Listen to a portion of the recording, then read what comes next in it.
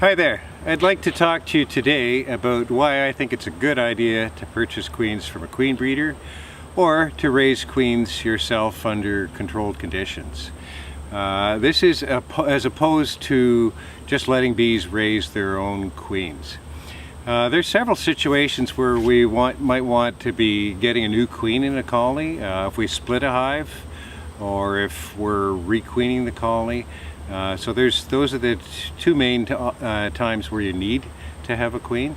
If we split a colony and let them raise their own queens, they're going to do that under suboptimal conditions.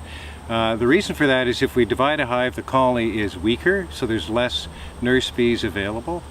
And in an emergency situation where they have no queen in that split, bees start feeding royal jelly to larvae. Larvae that are between 1 and 3 days of age are bipotent.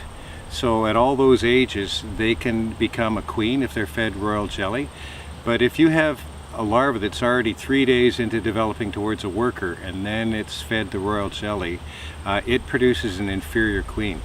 So bees, or queens rather, reared under emergency supersedure conditions are automatically inferior queens because the first one to hatch out will be that 3-day-old queen, which is automatically the worst queen.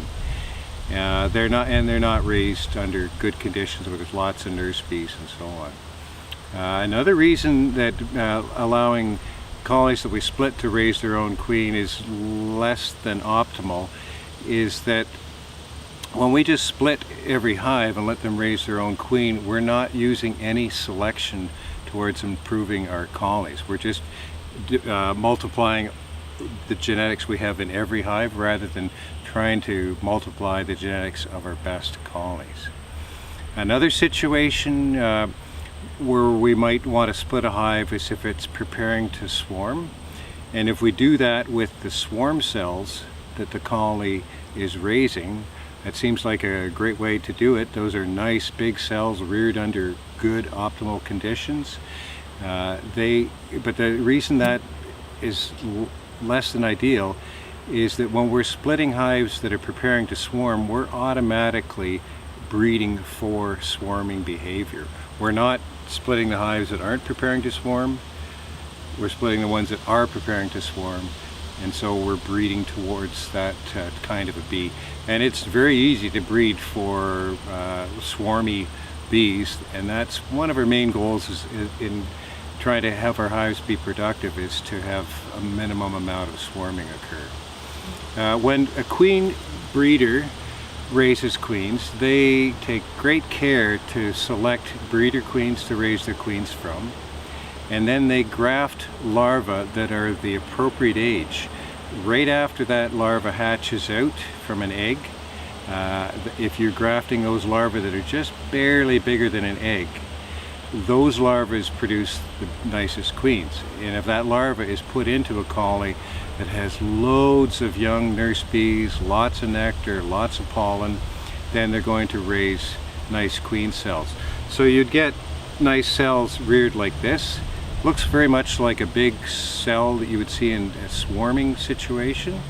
The runty little cells that you get in supersedure, they're smaller queens, and 35% of the time that bees are reared under an emergency situation, they're an inferior queen and they will have to be superseded again by the bees. So it's a really good idea to try to have good quality queens in your colonies. It prevents some issues later. The queens live longer. You have less difficulty with supersedure and having that work out successfully. And you have good genetics in your colony if you're buying queens from a good breeder. So that means your honey production will be better, you'll have gentler bees, less tendency to swarm, and they're just generally nicer bees to work with, and you have much better success. So think about that next time you're preparing to make splits or requeen your colonies. The big breeders in our industry need our support too. So it's a good idea to be supporting their considerable efforts in purchasing quality queens. Thanks for watching. Good luck with your bees.